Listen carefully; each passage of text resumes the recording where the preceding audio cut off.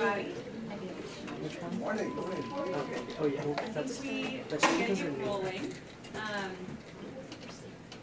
Folks drooped in. That's fine. But we want to have enough time to hear from our wonderful panelists. I have a few comments. I'm going to try to be really quick, but they're logistical and content-oriented. So thank you for your patience with me. I work for Serve, Learn, Sustain. My name is Ruthie Yao. I know some of you. I know Dr. Singh's students. And I'm so glad you're here. It's delightful to see you, and I'm so excited to hear this conversation. This is Liam's Legacy Symposium. It has a different theme every time around. This semester, the theme is community health, and that aligns with our linked courses program.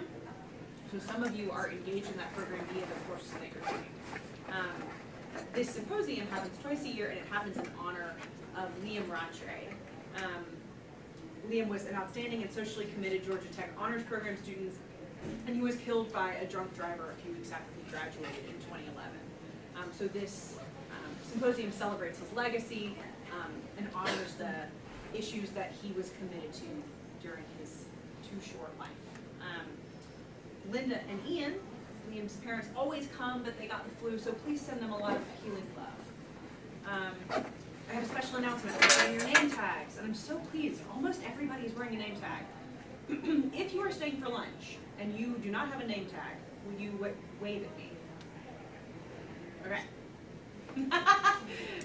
Heather is celebrating. So the point of your name tag and the little dot on it is at lunch you're going to find the folks with the same color dot as you, right? And those are your discussion group buddies. If you have a red dot, you have the same question as everyone with a red dot. So you're going to spend lunchtime chowing down, getting to know each other, and talking through the question on your name tag. Some of them are sort of big and broad, and others are a bit more specific, but they all have something to do with community health. And they're our social engineering way of getting y'all to chat with each other about the issues that we're engaged with today. So, we have a student moderator who's wonderful, Skylar Vanderland. She's originally from Morris County, New Jersey, and she's a second year studying biomedical engineering. She's getting a minor in health, medicine, and society in the School of History and Sociology. She has an interest in the ethical concerns surrounding biotechnology and how to improve health equality in the rapidly changing field of healthcare. Ultimately, she'd like to apply these interests in a clinical or healthcare systems engineering position, helping to transform the way we think about healthcare delivery and applying new technology in responsible, accessible ways. So, Skylar, come on up. It's going to be like kind of like a game show. Right. Where after everything, you have to come take your seat. Kari, am I saying Kari correctly? That's right, yeah. Kari Diop. So Kari is a fourth-generation Georgia grower, a community garden educator, an urban agriculture advocate, and a local food security sovereignty activist. He has spent 2 decades in the Atlanta green industry and played a pivotal role in creating a more resilient food system in Atlanta. With a keen eye for design and appreciation and reverence for the beauty of nature and training in conservation, ecology, and horticulture, Kari brings abundant offerings of experience, exuberance, and insight to his work. He is the Urban Conservation Training Institute Site Operations Manager at Greening Youth Foundation. And we have another guest from Greening Youth Foundation, Ebony. Thanks for coming, Ebony. So Greening Youth Foundation is something we're going to hear a little bit more about via Kari's experiences. He works in tandem with the Urban Youth Corps Program Director to execute highly impactful, hands-on, and immersive learning opportunities for the center's trainees and volunteers. Kari, come on up. Oh, good. Sadrina Jalal is the Executive Director at the Georgia Farmers Market Association. The Georgia Farmers Market Association is a statewide organization led by farmers, farmers market managers, and other local food advocates. GFMA seeks to support communities in growing healthy local food and fostering pathways to equitable food access. Don't worry, this isn't like 7 pages of bios. Sadrina is a graduate of UGA, and she holds a Bachelor's of Science in Education. In addition to her work with Georgia Farmers Market Association, she serves as an advisor for the Center for Civic Innovation's Food Innovation Fellowship Program and Tuskegee University's Organic Farming Project. She was also recently elected to serve as a board member for the National Farmers Market Coalition and is a 2018 Wellbeing Impact Area Advisor for the Community Foundation of Atlanta. Thank you, Cedrina. And finally, Dr. Charles Moore. Dr. Charles Moore received a Bachelor of Science from Union College and completed his medical degree at Harvard Medical School. Dr. Moore's areas of research and specialty are extremely hard to say. I practiced this morning. He subsequently completed residency training in otolaryngology. Otolaryngology, okay. Head and neck surgery, and a fellowship training in craniomaxillofacial, cranial base, facial plastic, and reconstructive surgery at the University of Michigan. I was not kidding, you guys. Dr. Moore is a professor at Emory University, and he's chief of service in the Department of Otolaryngology, head and neck surgery, at Grady. His research focus has been in the investigation of factors involved in healthcare disparity, with a particular focus on head and neck cancer incidence in medically underserved communities. He's the president and founder of Health Education Assessment and Leadership, or HEAL. This organization began in 2004 as a traveling educational resource out of the back of his personal vehicle. Through this organization, he strives to educate the community on health issues, assess its needs, and in the process build leaders from within the community to address those issues. The center is free and affordable medical facility with 4 locations, which provide adult medical care, pediatric medical care, specialty medical care, dental services, as well as mental health services for the uninsured and disadvantaged. The center is the Healing Community Center. So all these 3 folks have much longer bios than I just read because they're so distinguished and fascinating. But we'll leave off there. I'm going to pass the baton to Skylar, and thank you guys so much for joining us. We're so grateful.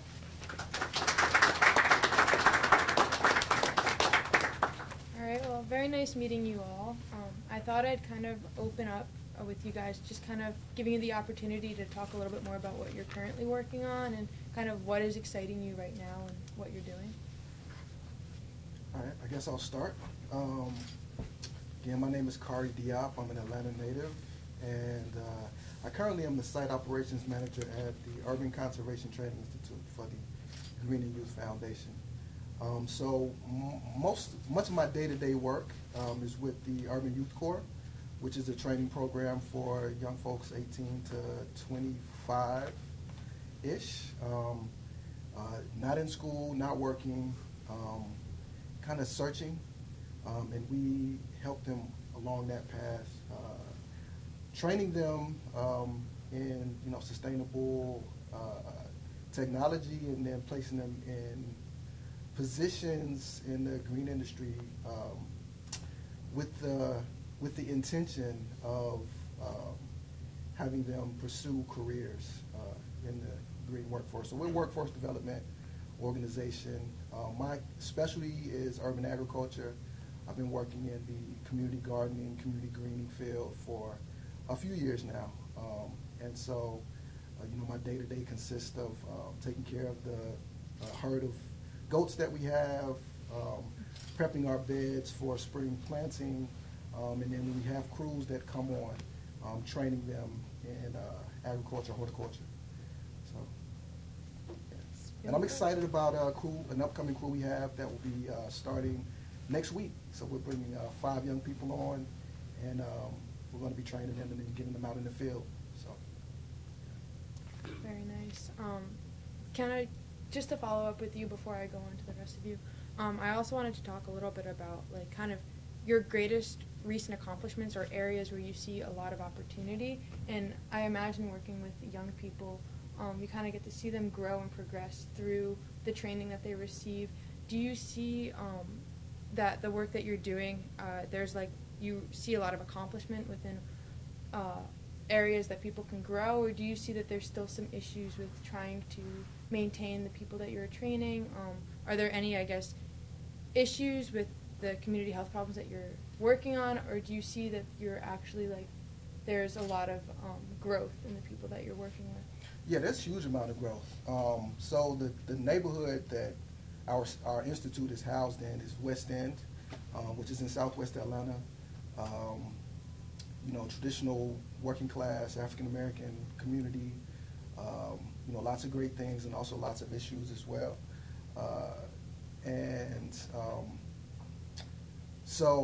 But just getting to your original question, my greatest accomplishment lately is making some real headway and progress on rebuilding the chicken coop that we have on site. So, you know, I feel really proud of that. Put a couple posts in yesterday, so soon we'll be able to have more chickens on site. And the reason why we have chickens is, one, to show people that animal husbandry is possible within the city. Also, they produce eggs, so we're supplementing, you know, our community's nutrition in-house. So that's really awesome. But to get to the sort of broader question that you have, what we're doing is reconnecting young people, particularly people of color, African American folks, with the land, with agriculture, with tradition and our traditional food ways.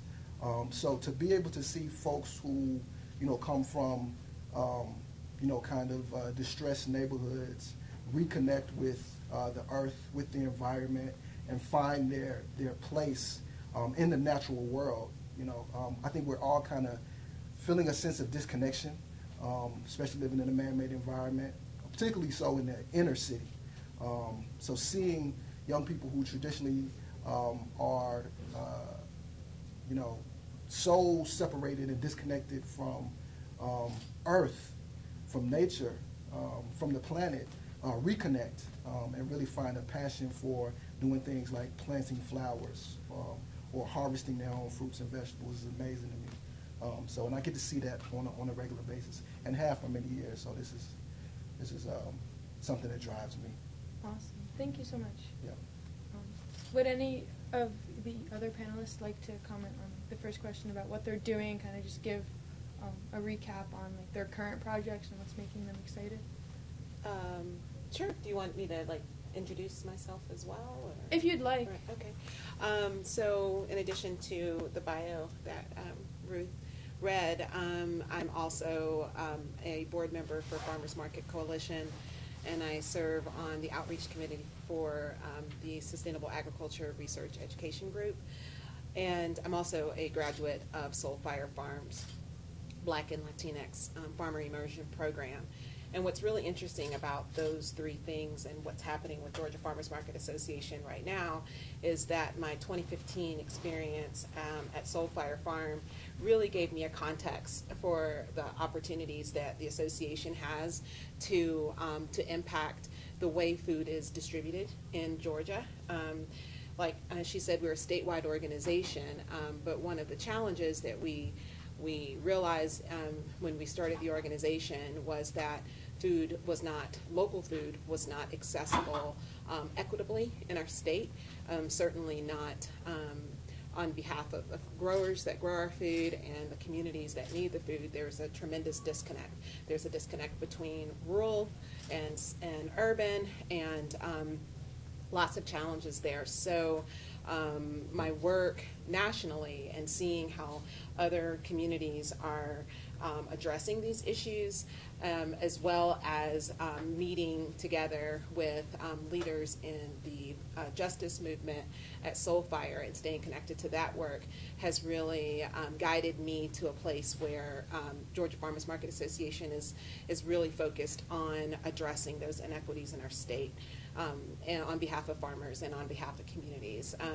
I was born in Augusta at Fort Gordon Military Base. My father he did 3 tours in Vietnam, decorated Purple Heart soldier, and we moved when I was very little to Savannah. And like was mentioned, I graduated from the University of Georgia, and I've lived in Atlanta for the last 20 years. So I consider myself to be a quintessential Southern girl, Georgia girl, and I'm very passionate about this state, and I'm also passionate about the history of our experiences on the land, and particularly the experiences of Black citizens of the state and enslaved Africans. So Right now, we are focused on a very exciting project, actually with Georgia Tech. We are hosting 2 farmers market projects on campus this summer, which is going to be really exciting. It's called Just Food, and we have an opportunity to offer food on a sliding scale to the community. The idea behind this particular approach is that food should be equally available regardless of payment amount or method of payment.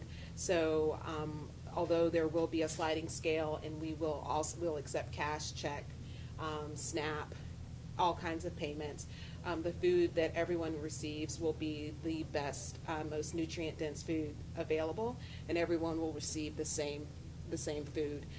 We will be sourcing the food from local growers, and some of it will come in partnership with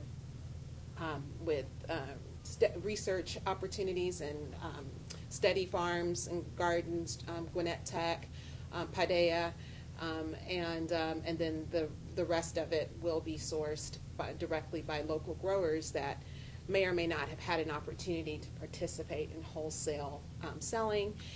We're going to be able to offer them really fair wholesale pricing for their food, and then also be able to pass on the kind of the balance to families who might not have access to healthy, sustainably grown food. So we're super excited about that. We're, like I said, going to have 2 markets at Georgia Tech, engaging the low-income families around Georgia Tech, as well as food insecure students on Georgia Tech's campus, which it was very interesting to learn that there are food insecure students on campus. And then also we are going to be supporting staff of the university that may be experiencing food inequities as well. Thank you very much. Hi, everyone. So again, I'm Charles Moore, and as was stated, and you did really great with otolaryngology. No, this is great. Or ENT, ear, nose, and throat, is the easier version. So I'm an ear, nose, and throat doc, and how I got started in a lot of the work that I was doing is just from my experiences working at Grady Health System. Seeing folks coming in only when their disease process had gotten to such late stages that they had very few options. Initially identified where my patients were coming from, and they were coming from the west side of Atlanta. I picked the top 3 zip codes and just got in my car and started driving to the areas to see what the issues were. Didn't really know what I could do, but I felt I needed to do something. And then from that, it just gradually grew from, initially just doing some talks to doing some screenings out of the back of my car. And then when I saw all the medical issues that weren't, gotcha. I'm a little bit more soft-spoken, so I'll try it. Is that better? Okay.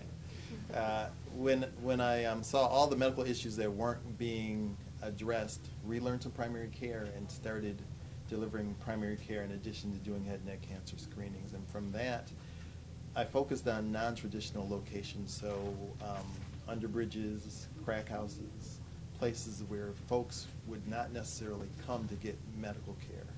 What I found was that right around these areas, there are really concentrated areas of poverty that people, often just overlook. And I thought, as a group, as well as an individual, we can make a difference. So the work that I do at the Healing Community Center, the healthcare center, the federally qualified healthcare centers now, our main site, and then we have 2 healthcare centers in schools. So elementary schools, so that kids can be seen there, they can have more seat time, their families can also be seen. It makes it more convenient so people aren't missing work.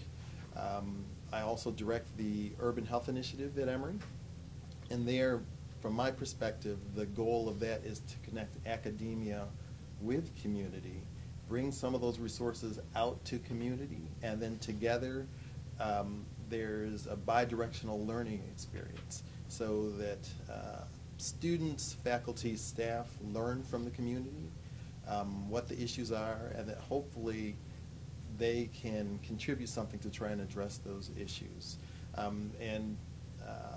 I'm also working with Dr. Busenius on an oral health project with the Robert Wood Johnson Foundation, looking to increase access points, because oral health is something that a lot of people don't have good quality access to care.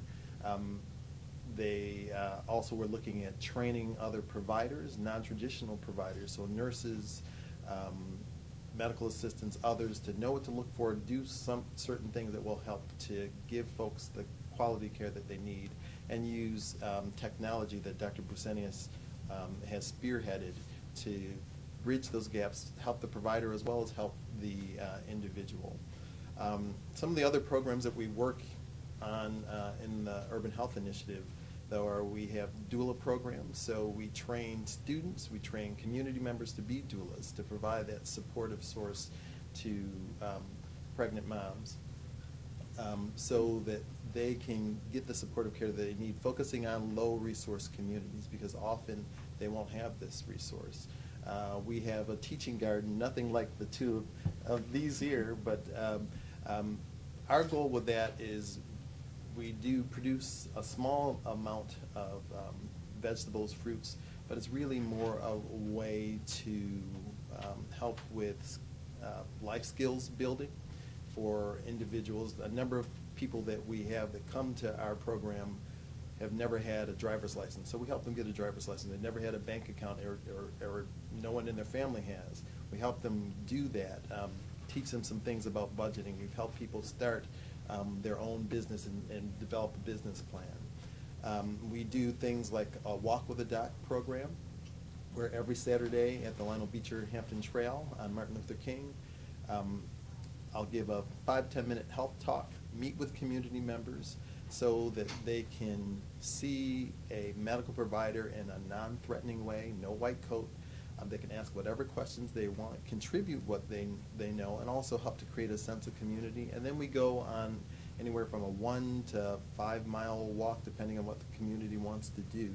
So it's focusing on health and nutrition and creating a sense of community. And actually, a number of Georgia Tech students have become actively involved with that recently. We also are involved in a program working with the one grocery store really in what would be considered a food desert, and focus on food insecurity. So we've gone in and trained store workers so that they will know more about health, they will know more about nutrition, so they can be advocates for the people that come into the store.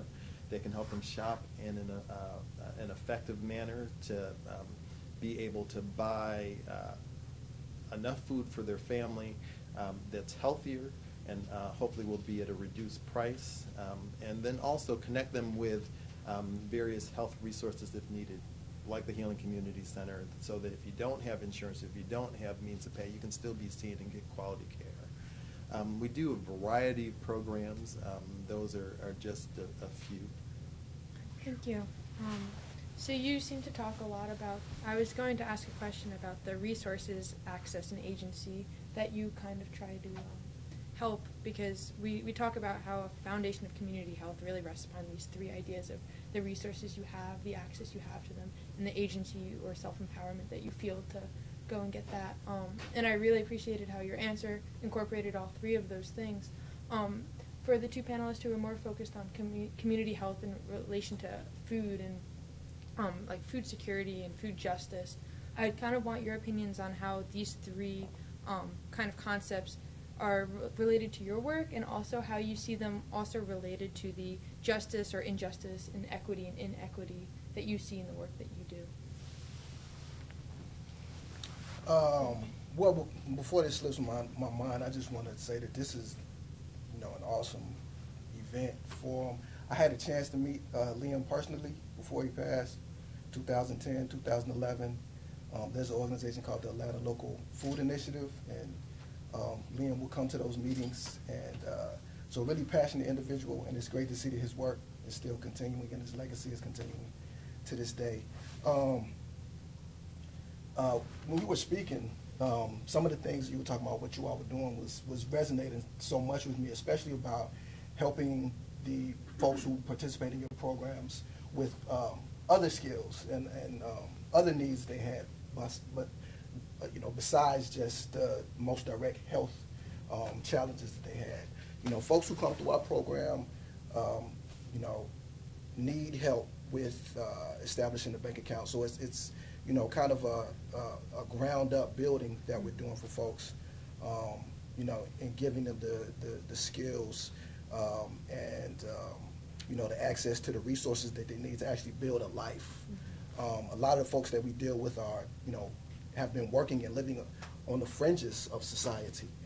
So to actually bring them in and give them access to sort of direct connections with legitimacy is a huge part of what we do.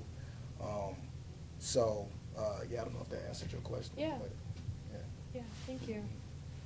Yeah, we, one of the well, I should back up and say that our Just Food Markets, the idea really came from a few different models that I've experienced across the country, primarily the Fresh Stop Market model in Kentucky, but there's also programming in Washington, D.C.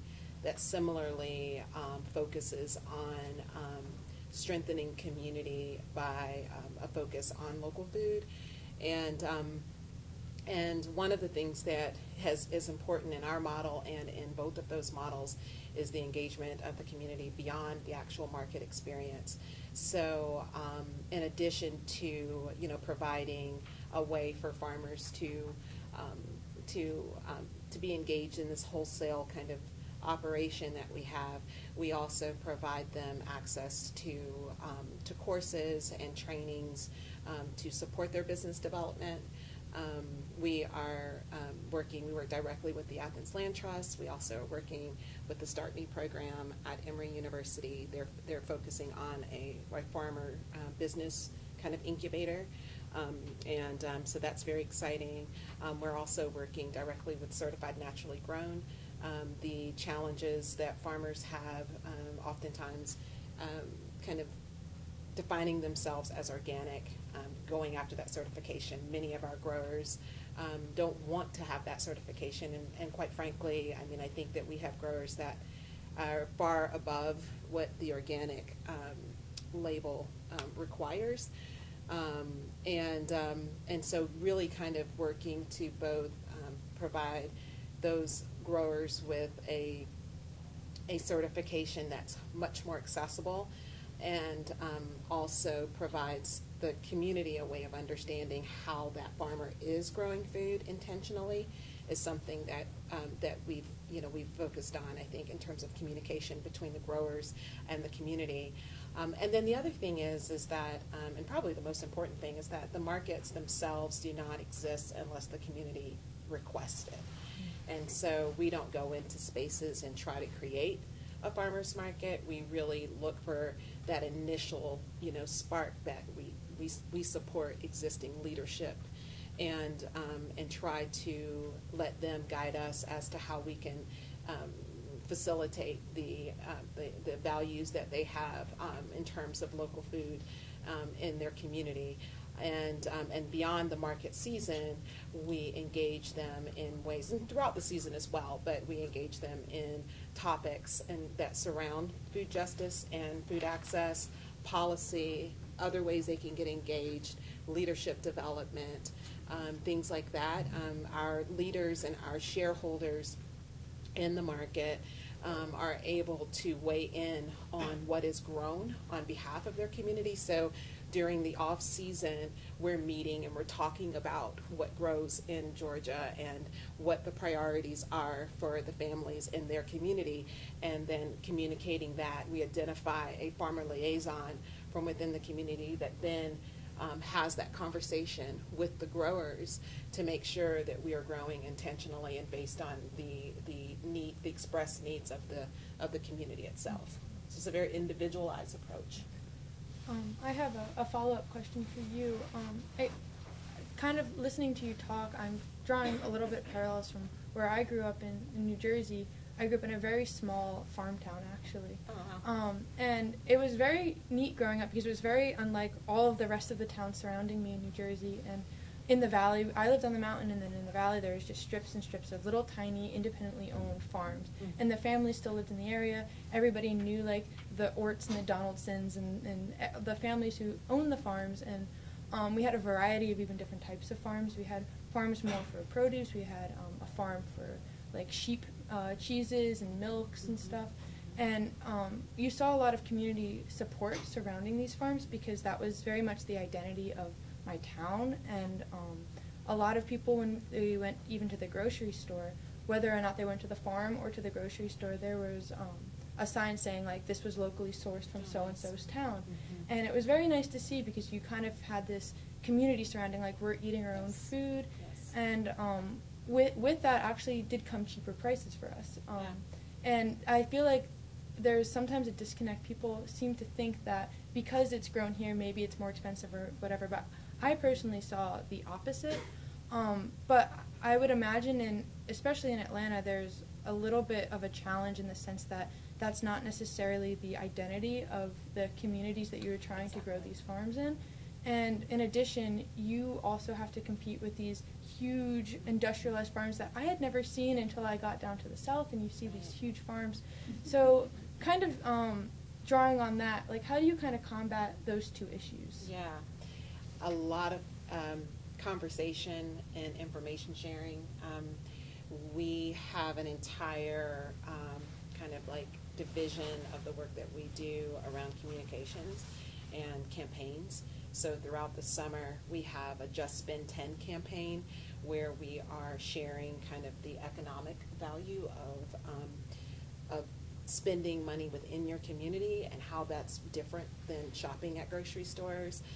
We have a Who's Your Farmer campaign where we define some of the growing practices, sustainable growing practices, and in order to help individuals be able to have a conversation with their farmers at farmers markets. I should say that separate from Just Food, I'm very excited about it, but we also support the nearly 200 farmers markets across our state. So a lot of the markets that are in Georgia, that if you shop at farmers markets, are probably a part of our association.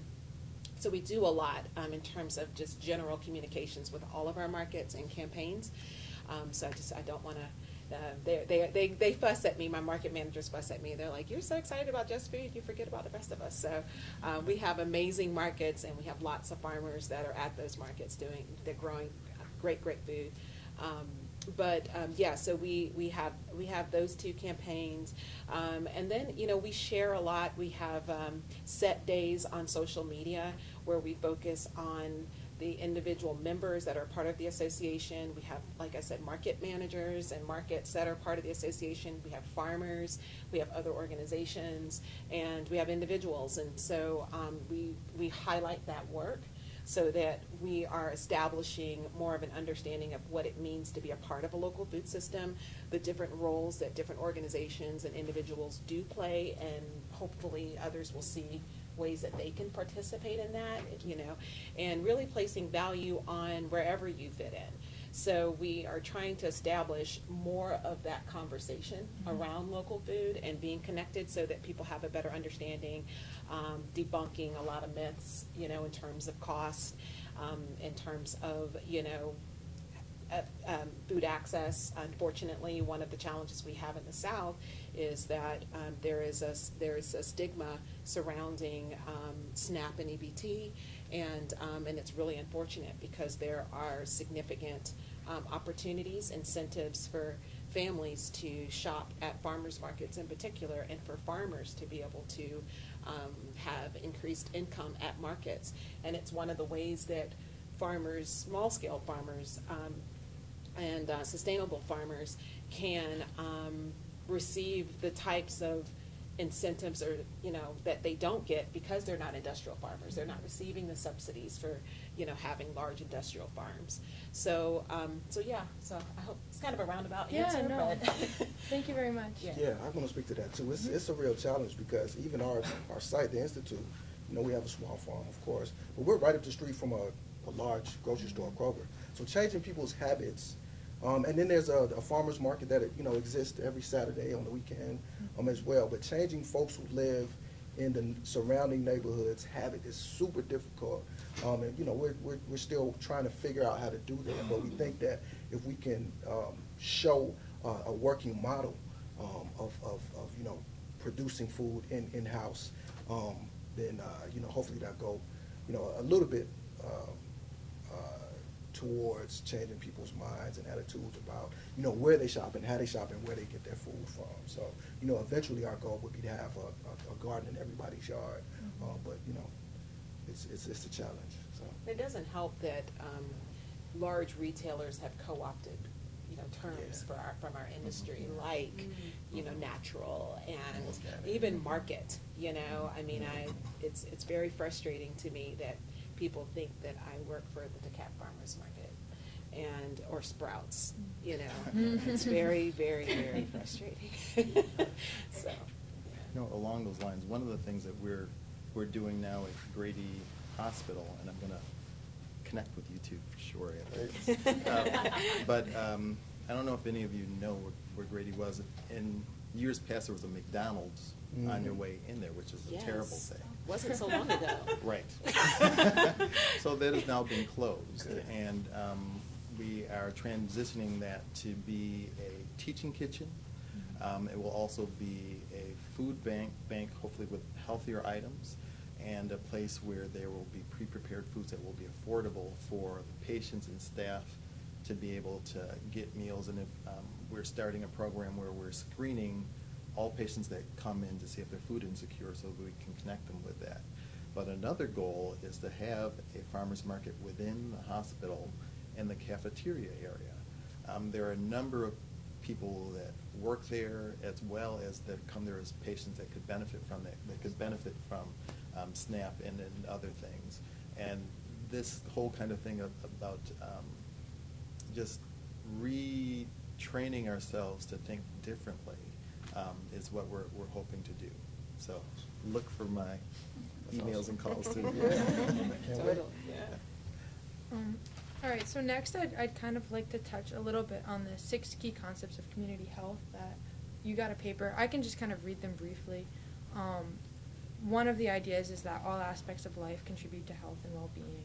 I think we talked a little bit about that with as far as the growing food and having that be a part of your community. The relationship between the communities and individuals is symbiotic. Each community has a unique set of assets and inequities that should be approached accordingly. Also talked a little bit about that. Community health should be community-led. Decisions by stakeholders involve trade-offs, and communities are impacted by events and policies at the regional, national, and global levels. I just kind of wanted your opinion a little bit on these 6 key concepts. If there's anything that you feel should be added to them, maybe like if you were to have a 7th key concept that you frequently come about in your work, or if there's one particular concept that you feel is more important than the others.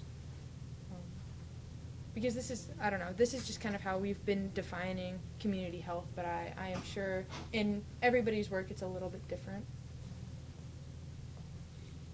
Well, I think they're great. I think that those are very strong and cover a lot of ground, so I don't have any immediate, feedback as far as additions or changes or anything. What I would say is that I love the emphasis on community-led and community-driven. That's definitely something that I think we're all starting to realize, has to be an emphasis of our work. And this isn't a new concept, and I'm sure you guys know that, but it's really great to see it coming out of the communities and really being accepted on the academic, kind of platform. So that level, I think, of validation is, however you feel about it, important when it comes to things like funding the work. And so that's exciting.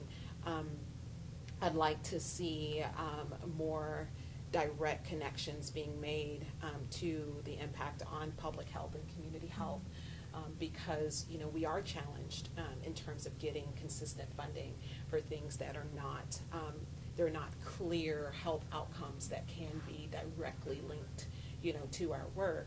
And that's unfortunate. I mean, I do, I would love to see us be able to create more data to support the work that we're doing, to support how farmers markets and farmers are improving health outcomes, and the impact of growing food and being connected to your soil as it relates to healing and mental health. It's my experience at Soul Fire Farm. The whole idea was to help people of color, Black and Latinos, reconnect with the land, and it was very powerful to have that space. Soul Fire also has an opportunity for allies, to come and get very intentional experiences on how to support the work of marginalized people, and when it comes to local food systems. So there's a lot of really dynamic things happening around these topics in terms of letting the community decide what needs to be focused on and how we need to address these things, both in our communities, individual communities, but also like on a larger scale. Another thing that I didn't mention is that I have lupus, and so my introduction to this work was in an effort to obtain the healthiest, most nutrient-dense food that I could, and understanding that there was not access to that in traditional kind of health pathways, and particularly for me as a woman of color. I had 3 high-risk pregnancies and had a lot of challenges dealing with healthcare providers. So, having that connection and kind of reclaiming my space and my experience with that had a tremendous impact on my actual, physical health. So I think that's an important connection. Very nice. Would anybody else like to add to that point? Or? I guess, I agree with everything that's just been said, and the point that I'd like to just stress is that communities know what they need. Absolutely. And it's just time that we actually listen and learn to work with the community and learn from them. And then, we can get to where we all need to be, but we have to listen and learn. And then share what you know. I'd kind of like to build on that point as far as communities knowing what they need, and also being able to mobilize and speak for themselves as a community and try to get things done. And also kind of the role that the internet has been playing in that in at least the past 20 or so years, particularly with the ability for it to do really, really great things. I know, for me at least, I volunteer a lot with Trees Atlanta, and I get emails from Susan all the time, and it's very easy to now keep track on what you're doing, and especially with the internet, you can join groups, do whatever. But we've also seen in recent years the ability for the internet to misinform people and create somewhat toxic groups online. I know Facebook has a very big anti-vaccination community, and there's a lot of pseudoscience that has the ability to be presented on the internet.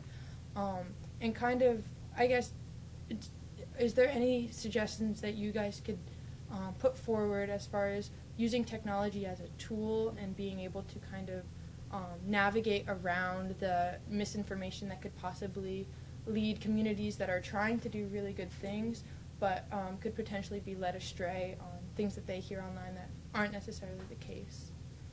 I think our institutions of higher learning and folks who are experts have to get a lot slicker with how they present the information. Folks' attention span is, close to nothing at this point. You got to catch folks real quick and, hit them hard and hold their interest. So I think we have to be a lot more creative with how we reach people and then present the information that I think is going to be most important to them for their health. So, I think that's crucial. We got to meet people where they at, and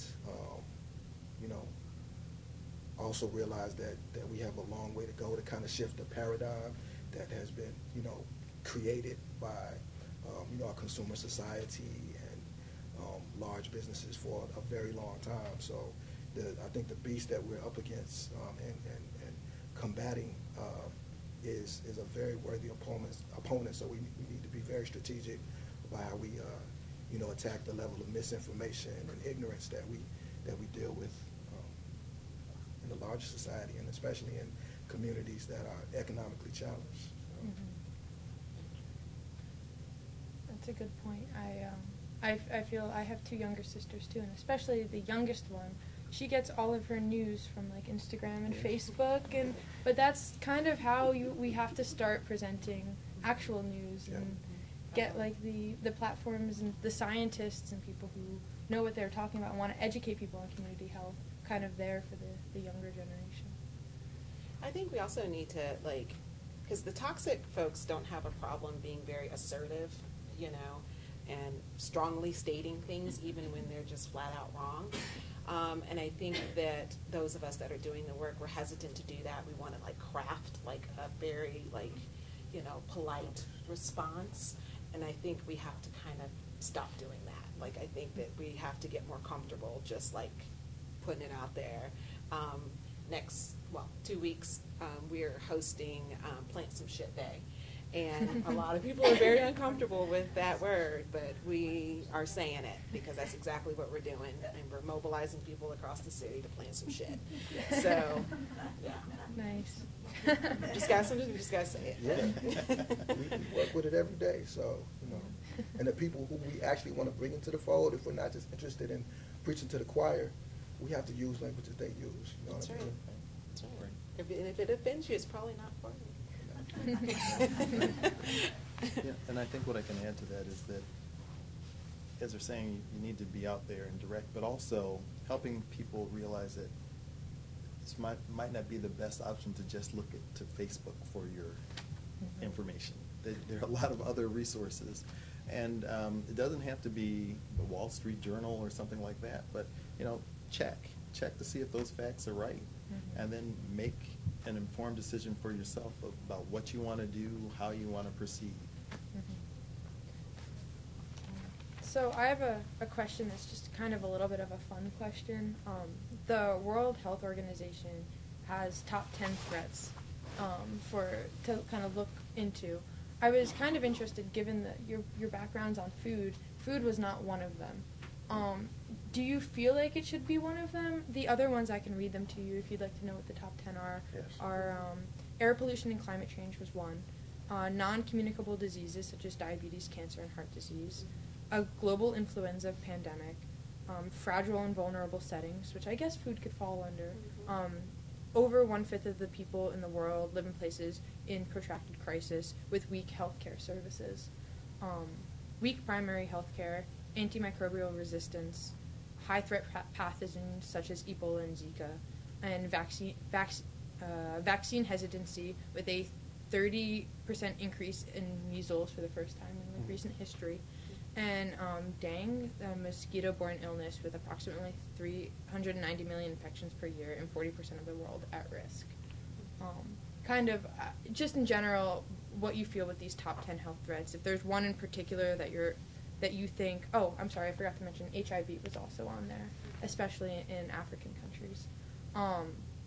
In your opinion, kind of which one of these is the most important of those 10, and if you feel like, for example, food should be its own separate thing, where that would fit in, or if you think something other than food should also fit in there, kind of in your own work personally, what do you feel is almost, and we could scale it down to Atlanta if we wish, but a top 10 health threat kind of that you were working with? Whew, those are scary. Yeah. Yep.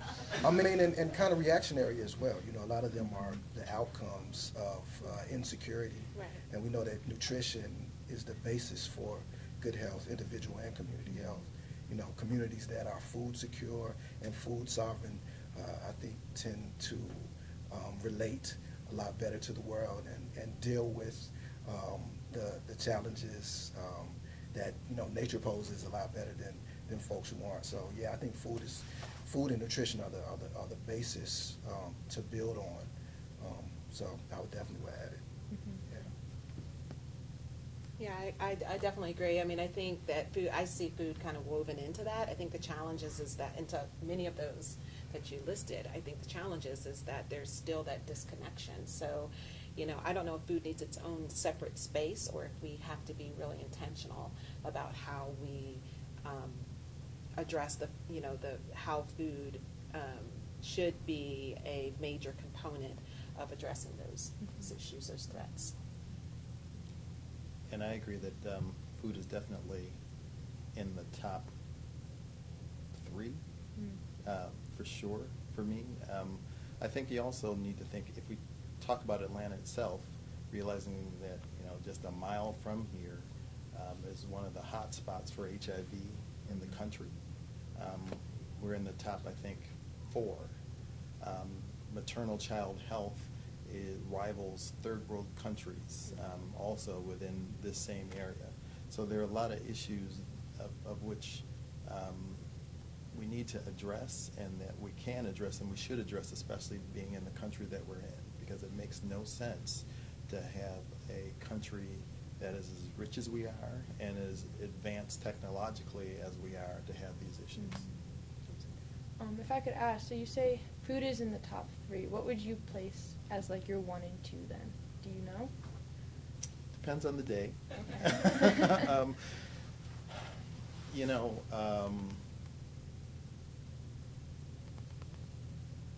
probably in the Atlanta area in particular, probably HIV. Maternal child health, you know, food plays a big part of that. Nutrition plays a big part of that as well as a number of other issues. So those 2 would oscillate between the 2 and 3. Alrighty. I think that is just about all of the questions that I have prepared. But if you wish to like say anything else as far as like maybe a concluding statement, would be good or not. I don't know. Can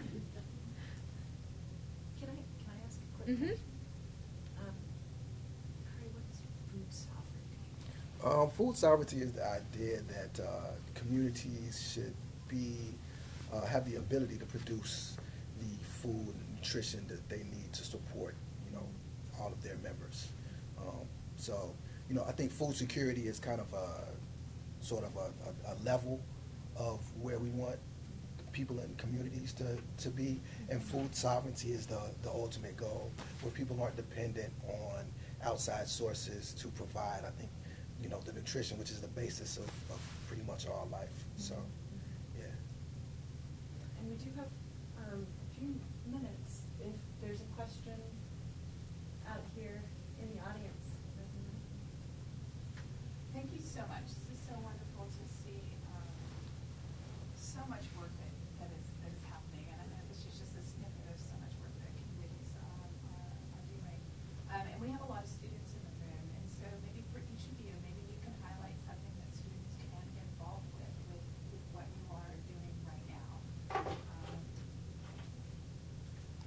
That you see would be an appropriate opportunity for students to engage with. Volunteer at one of our markets. And there's a lot of work within that. I mean, it's participating in the Just Food market here on campus in terms of we have a role called a veggie cheerleader. So each station has its own vegetable, and that person has kind of a script of information to share with the person who's shopping. And it's a way to get to know, to kind of foster good relationships with your community. So that's really exciting. And then there's also, you know, kind of behind the scenes work. Like I said, we do a lot of advocacy type stuff, and so policy and, you know, getting engaged on that end, social media, communications, design. We have lots of ways that we'd love to have students, and we do have a lot of tech students that work with us. Same thing also. With the Urban Health Initiative in particular, I listed a number of programs, but we have a whole list of other things that will meet the interest of just about everybody, as well as behind the scenes positions. We actually have a meeting on March 20th that I can send information to Dr. Yao, and she can share that with everyone. Everyone will be welcomed. There'll be food of some sort, so that's always good. And if you're interested, we'd love to have you be a part of us. We can always use volunteers. I'm boots on the ground, so we always need people to come and spread mulch, to pull weeds, beautify and plant. But I think, as students, you all kind of have the opportunity to look at some of the bigger questions that society is facing. And, probably most of y'all know that, by some estimates, world population is going to reach 10 billion by 2050. And we're going to have to figure out how we feed all of these people. I think in the U.S. we've got maybe 80% of folks who are living in cities. So how do we grow food in an efficient way that is water-wise, is sustainable, and isn't producing so much pollution? I think those are great engineering questions that you all can look at tackling. Aquaponics, hydroponics, controlled environment, agriculture. These are ways that you can kind of approach the problem from a technological standpoint. I also think that, if you're connected to technology, figure out better ways to reach people with, pertinent and accurate information, maybe through apps or however they may be, I think is a challenge that maybe you all can look to face and deal with. And keep doing what you're doing, keep learning, keep staying connected to folks who are in the field, and get connected to the communities that are even just surrounding Georgia Tech. I know probably most of you all are, but keep doing it.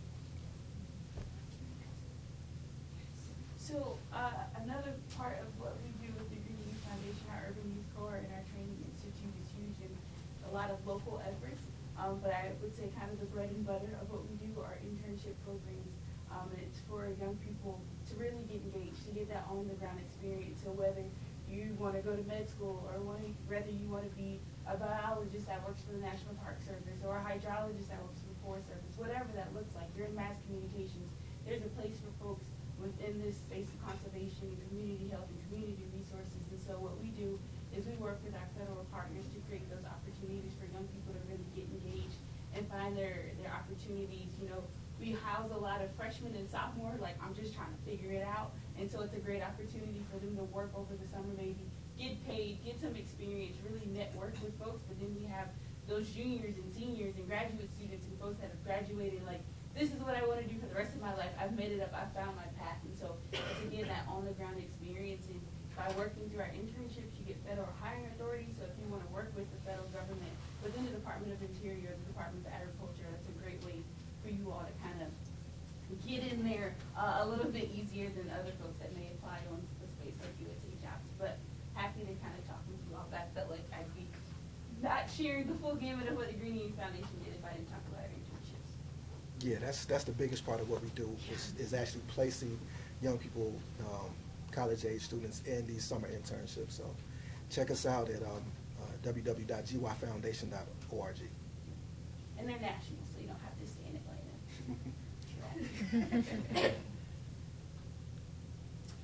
So this has to do with the way that food, we have local farmers, and we have things like farmers markets. So there are a lot of relationships that have been developed where the farmer, her or himself, is bringing food to the consumer. There seems to be a bigger issue, though, that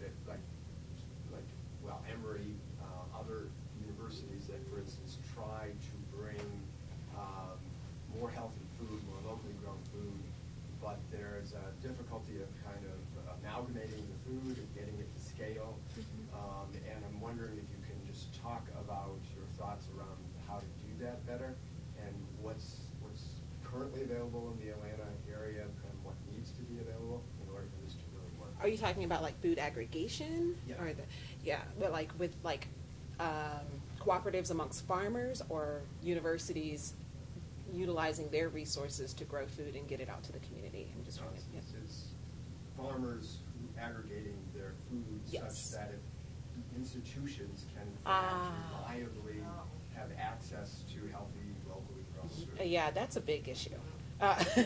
It's a big one. You know, the challenge in, let's just say Atlanta in particular for growing is access to land, right? And so I think like we have to address the realities. I mean, there have been some conversations and even some efforts, but I think some of this is like policy related, and like we have to really we have to create values around growing food, urban agriculture in Atlanta communities. So in my opinion, I mean, I think I could talk about, I mean, there are efforts and there's some things that are growing in success, but I think at the root of it is that we have a huge land access issue when it comes to growing food in this city. Yeah, there is an organization called Common Market that does food aggregation, especially with small-scale producers and local growers, you know, where they'll take 10 pounds of, you know, collard greens and add that to another grower's 20 pounds and be able to serve some of the larger institutional buyers. But that is a major issue, especially when these large organizations and institutions are used to purchasing prices, you know, with an economy of scale. So it's a challenge that we're facing. And still don't have complete answers to, but there are folks like the Common Market who are working in the area to try to solve some of those issues. And there are also some local cooperatives that are forming. Just recently, a sort of coalition of farmers called the Atlanta Farmers Coalition has started and is working to organize farmers to grow together and to do, you know, group crop planning and to figure out how to access markets together as well. So. I think it's happening. It's still in the nascent stage, but it's happening. Do you think that Atlanta's kind of continued struggle with reliable public transportation is helps to contribute to some of the reasons why it's hard to get the food to certain places, or even bringing it out to health in general? Some of the reasons why people wait so long until they receive care at a hospital. The only reason why I ask is kind of growing up outside of New York City, I had always this picture of cities are a place where you can hop on a train or a subway from any neighborhood in the city and kind of find your way to where you need to be fairly cheap. And that's not necessarily the case. You're not being without a car. A lot of times I do take MARTA places, but it's a very long process to walk to a MARTA station, take MARTA, walk to a bus stop, take the bus.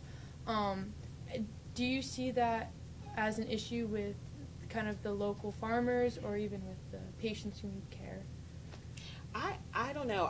We did a study in rural Georgia about the, you know, transportation and food desert, kind of studying that concept. And what we've heard from communities was that, you know, they don't have a problem addressing when they feel that the solution is really community focused, that they don't have a problem coming together and addressing their transportation issues.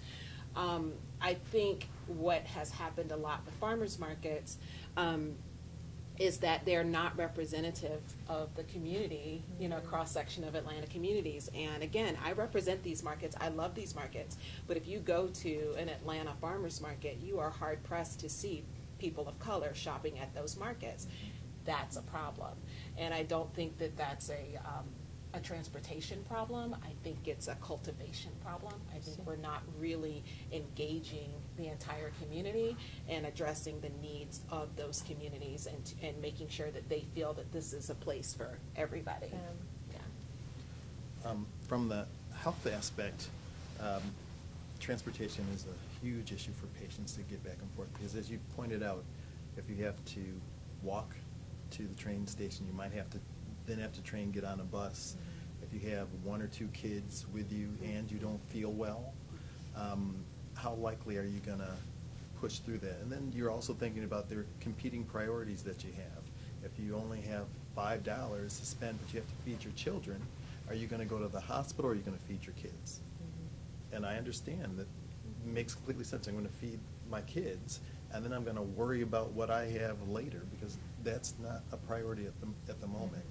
So some other work that we did in rural communities around with the American Cancer Society, so that, again, people in those rural communities, they felt that they didn't have a transportation issue because people would band together. They said, we'll get the person there even if it's 120 miles away. Johnny over there has a truck. We'll call him the day before. He'll take off and take me there. And you don't necessarily see that in urban settings. I think your question does kind of touch upon the whole issue of income inequality. And as many of you all may know, Atlanta is one of the most income unequal cities in the country, in the nation. So, you know, that's a whole nother forum and conversation that we can have, but it's a crucial point. So I apologize for cutting us off, everyone. If you are a student and you have a question for any of these three wonderful panelists, then I bet that they'll take it. And I have two related announcements to lunch. One is that you please allow our guests to eat first before the mad scrum and we start throwing elbows. So if you'll just let them serve themselves, that would be wonderful. Jenny is here taking photographs. If you do not wish to be photographed, please allow her, yes, this is what I'm saying, to take your photograph so that then we know that you do not wish to appear in photographs. Okay? Counterintuitive. But Makes sense. if you don't want your photograph taken, allow her to take your photograph. And finally, we will be discussing in groups the questions on your little name tags. So if you are, you know, red, blue, green, or yellow, keep an eye out for your color compatriots so that you can find your discussion group and eat your lunch with them. I'm not going to subdivide the room into parts and go all pre-K teacher on you. I know that you guys will find your discussion compatriots for lunch. And finally, thank you so much. Thank you guys.